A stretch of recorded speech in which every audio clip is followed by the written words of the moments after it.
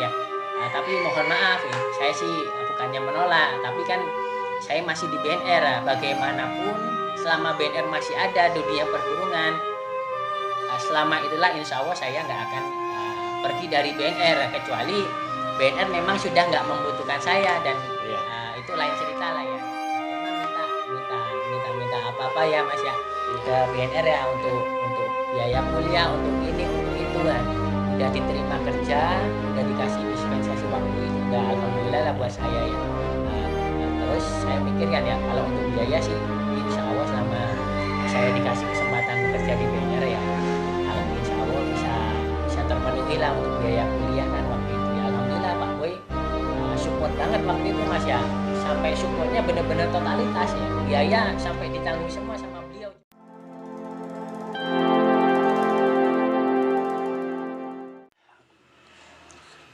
Assalamualaikum warahmatullahi wabarakatuh. Hari ini alhamdulillah banget, dalam beberapa kesempatan selalu bersama Mas Ikrom. Apa kabar Mas Ikrom? Alhamdulillah baik Mas. Jadi sebetulnya kita berdua ini banyak cita-cita kenangan ya Mas Ikrom ya.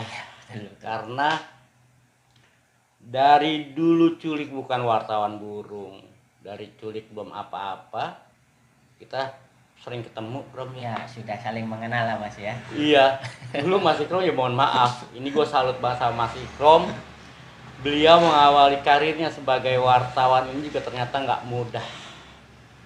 Dan nggak nyangka juga, Bener. karena waktu itu culik PTV setiap hari Kamis di Gunung Sahari itu kan pasti ada pertemuan ya. Ya waktu kantor BNR waktu di Gunung Sahari. Di Gunung Sahari, ya. di mana waktu itu yang namanya Bangkam, walaupun sekarang sudah almarhum ya, Ya. Pak Sofyan, Pak Boy itu selalu di sana setiap hari Kamis ya Hari kan. Kamis ya. Ya kan?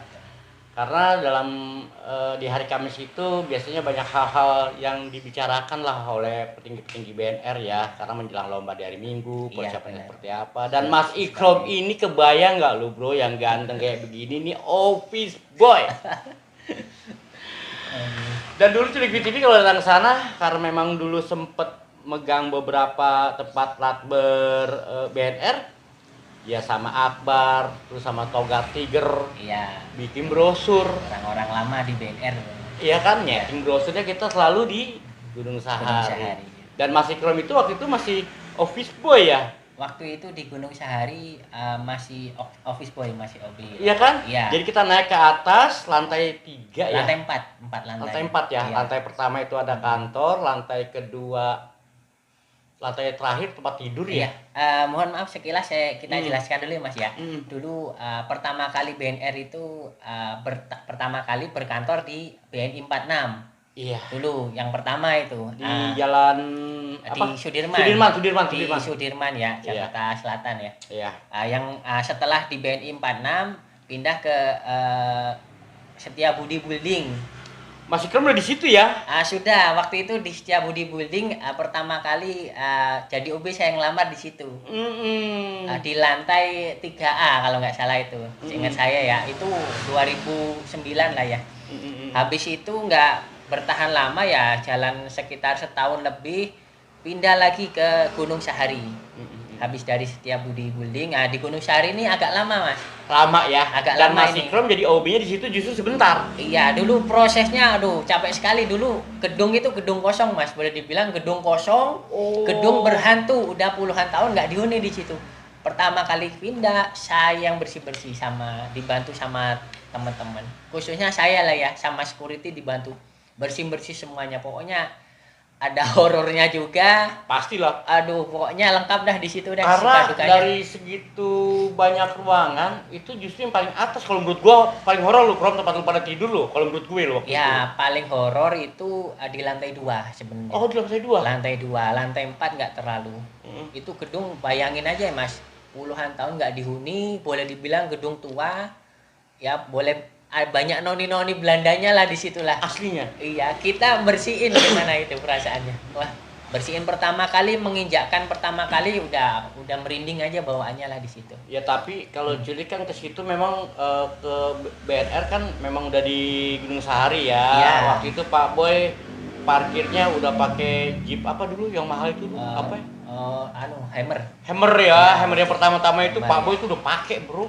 Iya. Dan sampai pada akhirnya ada yang namanya minimarket BNR. Iya, Dulu di situ percontohan ya. Iya. Jadi bikin sebelum kita naik ke minimarket. atas itu ada tempat parkir yang akhirnya dibangun. Tapi sayang nggak lama waktu itu ya. Iya sih. Waktu itu Mas Wilik juga main ke kantor BNR, setahu saya kan sebagai IO ya Mas ya. Betul. Ya, sering ngadain lomba, sering Iya. partneran sama BNR ya. Iya. Dalam hal lomba-lomba burung. Setuju. Jadi saya ini terpisah. Jadi saya tidak bekerja untuk BNR tapi berpartner sih sebetulnya. Iya. Jadi dan aneh juga sih, Culik kok bisa berpartner dengan sosok Pak Boy, katakanlah boleh datang ke kantornya, itu menurut Culik juga pengalaman yang luar biasa. Tapi ya mohon maaf nih Pak Boy, Culik turut bantu juga ketika Pak Boy mengeluarkan pakan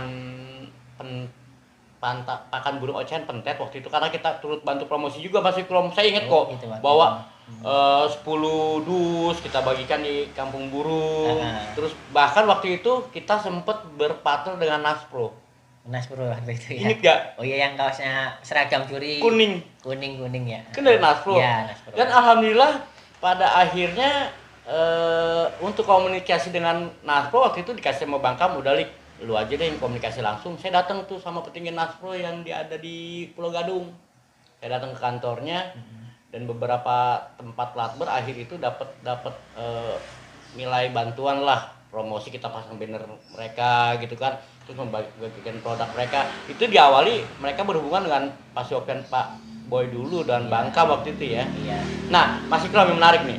Mas Ikrom setelah tidak jadi OB, memutuskan jadi wartawan, OB-nya ditinggal kan? Karena Mas Ikrom masih liputan. Ya kalau untuk OB sih tetap sih Mas melekat ya, karena kan sembari kadang saya liputan, kadang saya juga masih melayani juga. Kalau ada petinggi-petinggi BNR, ya saya secara inisiatif aja lah, sering bikinkan mereka kopi, kadang ya nanya mau makan apa ya, tapi khusus petinggi aja lah ya, yang memang sudah dari awal sudah kenal baik ya. Iya. Tapi banyak cerita seru sebetulnya Mas Ikram ya, di Gunung Sahari itu paling banyak cerita seru di situ ya. Wah, alhamdulillah sih pengalamannya, ya boleh dibilang babat alasnya di Gunung Sahari waktu itu yang bersih-bersih ya, termasuk saya juga kan ya, dibantu teman-teman yang lain, ada security. Bahkan waktu itu kan saya kan belum punya tempat tinggal ya, saya tinggal di situ juga gitu. Di atas kan? Ya itu gimana rasanya ya, gedung udah puluhan tahun nggak dihuni, saya yang bersihin, saya juga yang nempatin, gimana itu. Dulu di atas itu ada Mas Ikram, Julius, terus si siapa lagi tuh yang kacamata anak Makassar? Si Evan. Oh, Mas Evan ya waktu itu. Evan ya? Iya, waktu itu. Evan tuh Bagian IT-nya BNR. IT orang gila kerja itu ya. Gimana kabarnya tuh orang ya? Kayaknya sekarang udah punya perusahaan sendiri. Evan? Udah. Sumpah lu Mas? Iya, udah sukses lah. Udah gak kenal kali sama gue ya? Bilang ya masih lah, insya Allah. Kalau ketemu ya masih kenal lah. Itu gue juga punya pengalaman cerita unik sama Evan. Nanti kalau ketemu Evan, mudah-mudahan dia masih ingat ceritanya. Terus Mas Ikrom, pengalaman jadi wartawan, awalnya ditawari oleh Pak Boy atau Mas Ikrom yang memberanikan diri, gue jadi wartawan ya? Kalau untuk kesempatan jadi wartawan sih awalnya sih yang nawarin itu Pak Sofyan. Waktu itu kan kebetulan ada acara nih di di Pasar Pramuka, acara nonton bareng lah ya, Piala Dunia waktu itu ya, Piala Dunia yang keberapa lah ya. Di situ kan ada kegiatan di situ, jadi ada perwakilan dari beberapa organisasi masyarakat termasuk BNR juga diundang. Kebetulan saya di situ saya yang pertama kali ngeliput, karena memang nggak ada yang mau ngeliput wartawan yang lain. Jadi Pak Sofyan mau nggak mau ya nugasin siapa aja yang mau liput ya. Enggak, soalnya liputan itu kan nggak ada odengnya. Liputan nonton bareng. Enggak, ya terlepas dari masalah itu lah ya. Jadi ini akhirnya, junior nih, jadi korban jadi tumbal ya. Saya kan memberanikan diri aja kan ya. Akhirnya meliput acara tersebut. Ya meskipun modal kamera pas-pasan lah ya. Nah, waktu itu kan acaranya sih berjalan seru, ada banyak pejabat lingkungan setempat yang datang, termasuk Kapolsek, Lurah, Camat, Pak Lurah, Camat, Dandim, Dandim pada datang semuanya. Dan yang waktu itu pengalaman yang nggak terlupakan dan paling lucu itu ketika biasanya kan kalau udah acara selesai kan ya sambutan satu persatu kan ada acara sesi foto ya Oh Mas. iya, foto bersama Sesi pasti, bersama pasti, lah. pasti, Pas pasti. udah berjejer, udah rapi, udah sip lah.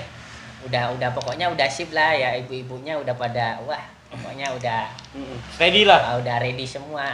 Pas udah kamera udah saya cepret kan. Nggak taunya habis baterainya. Dan saya bilang nganu Pak, nganu. Cuma nggak bisa ngomong apa-apa, cuma bisa nganu gitu aja. Dan situ, kenapa Mas? Kenapa? Baterainya habis nih. Akhirnya pada bilang tentang ya nggak jadi foto dah ya. Akhirnya ada temen yang inisiatif ya ngasih pinjemin kamera HP ya. Akhirnya seketika itu kita foto pakai HP lah. Cuma ya nggak paling nggak momen nggak terlupakan itu cuma bahasa nganu itu Mas. Itu yang apa ya, boleh dibilang jadi ciri khas lah ketika ada sesuatu hal yang nggak itu pasti nganu lah.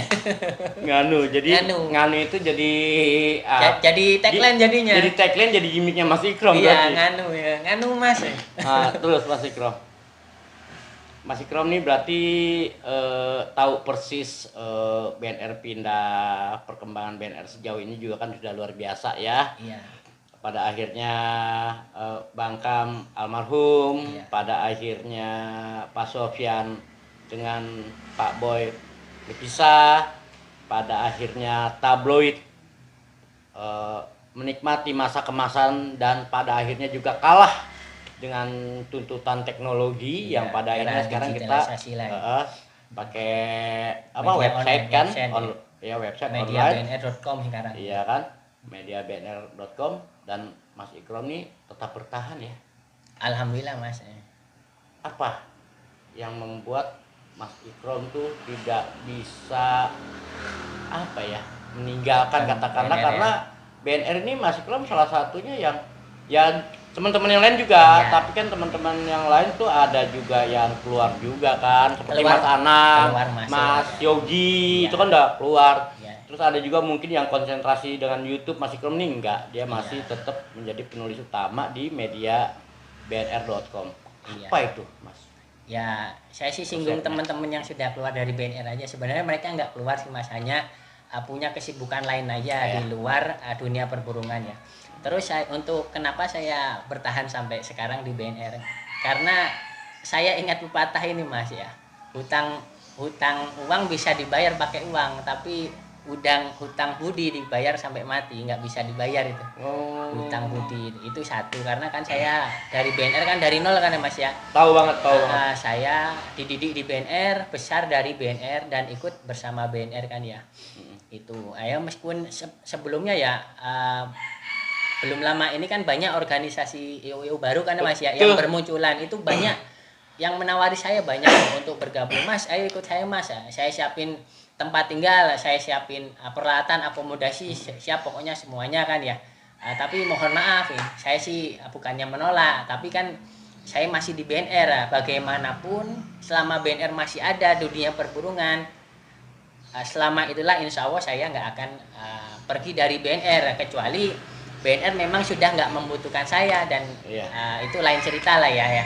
Selama masih ada BNR, meskipun ada IO lain yang asalnya mengajak saya, waktu itu kan sudah terbukti ya beberapa IO besar yang saat ini sudah namanya udah melambung loh Mas ya, boleh dibilang produknya sudah banyak lah, tapi saya sih nggak begitu tertarik lah ya untuk bergabung bersama mereka, karena saya ikatan batin bersama BNR ini masih kuat lah Mas, dan bagaimanapun itu. Ya, dan selama ini berarti hubungan Mas Ikrom dengan Pak Boy juga fine-fine aja. Alhamdulillah. Ada masalah. Alhamdulillah silaturahmi masih baik semuanya.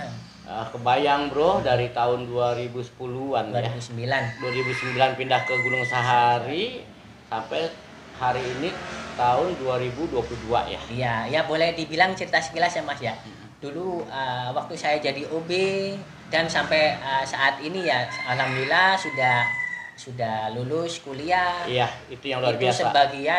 Sebagian besar hasil dari liputan, hasil dari kesempatan belajar di BNR ya. Alhamdulillah mempermudah semuanya lah ya. proses saya dalam menjalankan aktivitas pembelajaran di kuliah sampai alhamdulillah sampai sarjana, sampai dari nol Mas ya. Dari nol? Dari nol, dari OB yang nggak punya pendidikan, cuma pendidikan SMA, alhamdulillah dikasih kesempatan sama BNR, sama khususnya sama Pak Boy, sama Pak Sopyan untuk menempuh pendidikan sarjana lah. Alhamdulillah bisa lulus tahun 2014 waktu itu. Iya, gue juga sarjana S1 manajemen ekonomi. Alhamdulillah lah. Semuanya dari Kicomania, khususnya dari BNR semuanya. Dan yang luar biasanya lagi Bro MC, sekarang Mas Ikrom sudah berkeluarga, dia punya istri orang Bekasi sana, di mana mertuanya adalah salah satu toko perburungan. Jadi dari burung larinya ke burung-burung juga ya Mas ya. Lah itulah boleh dibilang dunia selebar daun kelor ya. Ungkapan itu masih alhamdulillah berlaku buat saya ini Iya, ya. Iya. Walaupun pengalaman orang mungkin berbeda, tapi itu terbukti ya. oleh Mas Ikrom. Mulai dari kuliah, dari dunia perburungan, ketemunya alhamdulillah, jodohnya juga ketemu nggak jauh dari dunia perburungan juga ya. Dulu sering liputan, alhamdulillah boleh dibilang Trisno apa bahasa Jawanya? Trisno Jalaran Soko Kulino ya. Sering liputan, alhamdulillah dapat jodohnya. Iya. Di dunia burung juga lah, nggak jauh-jauh juga. Anak berapa sekarang Mas Ikrom? Anak alhamdulillah udah 2 sekarang, sepasang lagi Mas. Pasang ya, cewek-cewek ya. Iya, udah istri sepasang. 1 mau nambah? Enggak, istri insya Allah 1 aja lah. Iyalah, karena gue tahu banget Bro. Jadi gue tahu banget Pak Udin ya, itu ahli patah tulang, ahli syaraf pengobatan tradisional, dia hobi banget main burung waktu itu. Waktu liputan, waktu itu jadi wartawan juga. Pernah ikut liputan ya Mas ya? Iya dong. Lik, Pak Udin waktu itu main di daerah apa saya, 8 apa saya lupa. Oh iya. Anaknya Yanto jadi juri ya. Si itu Yono. Yono. Ya jadi akhirnya jadi juri waktu itu ngejokin lah. Jadi Mas Yono yang ngurusin burung, bapaknya tuh, wih bacanya ketinggang, kalaunya pokoknya orangnya antik, nyentrik dan support banget apa yang dilakukan oleh Mas Ikrom. Ya, Klik, lu kenal Ikrom nggak? Ya kenal. Apa? Anak gue itu. Lah kapan nikahnya? Enggak, dia lagi pacaran kata sama anak gue ya. Alhamdulillah sampai sekarang udah 2. Terus gini Mas Ikrom yang saya mau tanya. Ini kembali ke kantor BNR Gunung Sahari ya setelah sekian lama. Pengalaman apa yang tidak terlupakan antara Mas Ikrom dengan Bang Kam almarhum? Apa? Dengan Bang Kam? Waktu itu pengalaman yang nggak pernah saya lupakan sama almarhum ya. Ketika wawancara pertama kali itu untuk untuk lowongan jadi seorang OB kan ya. Waktu itu yang wawancara langsung direktur waktu itu almarhum Bang Kam yang waktu itu direktur PT Hana Jaya Abadi waktu itu ya, yang menaungi BNR waktu itu. Direkturnya langsung yang wawancara, dan kita tahulah bagaimana almarhum ketika itu wawancara kan ngomongnya kan ceplas-ceplos ya. Iya, saya jawab apa adanya aja waktu itu. Alhamdulillah. Mungkin karena kalau bukan salah satunya berkat beliau, mungkin saya belum tentu diterima bergabung bersama BNR untuk saat ini ya Mas ya, sampai saat ini. Jadi cikal bakalnya itu dari beliau lah ya, dari almarhum Bang Kam ya. Mohon maaf, sebentar Mas, kita kirimkan Fatihah ya Mas buat almarhum ya. Al-Fatihah.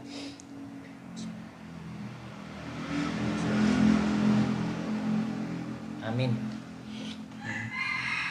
Jadi memang Bang Kam ini salah satu motornya Pak Boy bagi-bagi tugasnya. Jadi Bang Kam ini lebih ke humas, ya kan, yang berhubungan ketika dulu ada Piala Panglima Bang Kam yang awalnya ya, yang jalan, yang nego segala macem. Pak Sopyan itu lebih mengurusi ke tim juri dan IO pelaksanaan lomba. Ya Pak Boy ya sebagai bos ya, dia mengontrol semuanya. Dan Bang Kam itu sosoknya gini Bro, sosoknya beliau itu apa ya, mohon maaf nih, model-model senyumnya itu gaya-gaya Pak Harto deh. Jadi senyumnya itu membawa pesan. Jadi orangnya nggak banyak bicara, tapi kalau kita udah kenal sukanya humoris ya orangnya, serius ya. Ya ngomong apa adanya ya. Iya. Ceplas-ceplos lah ya. Terus sama Pak Sopyan punya kenangan apa? Kalau sama Pak Sopyan sih banyak ya kenangannya. Banyak, pasti banyak. Soalnya Pasti ada satu hal yang kan, betul-betul menjadi gimmick dan tak terlupakan. iya, waktu itu sih boleh dibilang lucu juga ya kenangannya. Kan tiap hari Minggu malam kan kita deadline ya waktu itu Mas Iya. ya. Di kantor Gunung Seharian. Ketika itu kan habis ngetik semuanya, berita sudah selesai, tinggal di proses layout. Kita wartawan kan udah selesai gini, kita kan tidur semua kan ya. Ketika itu zamannya Pak Sopyan waktu jadi pimpinan redaksi, semua nggak boleh tidur ketika tabloidnya belum selesai cetak lah ya, belum selesai ACC semua kan, proses layoutnya selesai baru boleh tidur ya. Ketika itu wartawan ya termasuk saya sendiri kan ketiduran lah ya. Habis itu langsung dibangunin sama Pak Sopyan dilempar kaleng.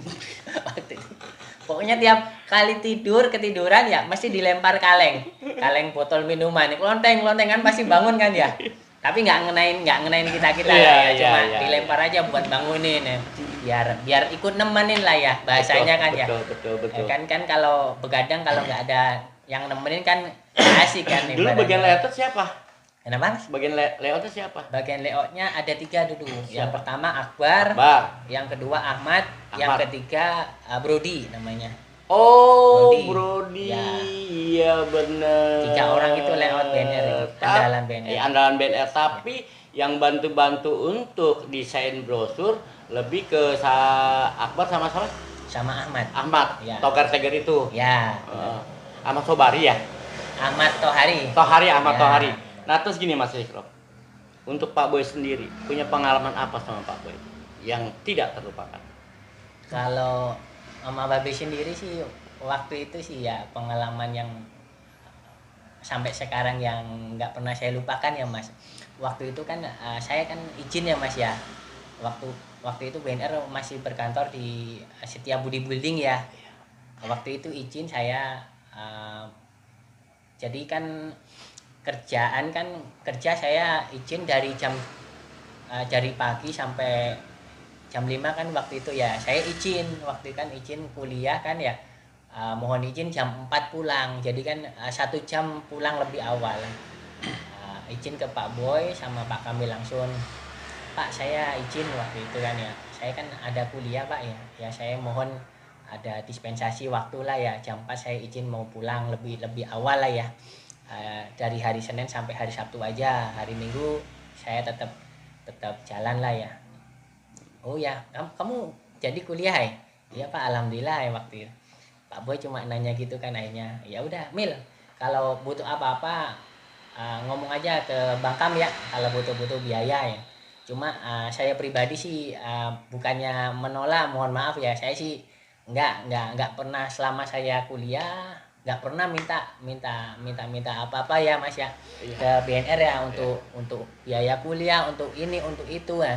Udah diterima kerja, udah dikasih dispensasi waktu, itu udah alhamdulillah lah buat saya ya.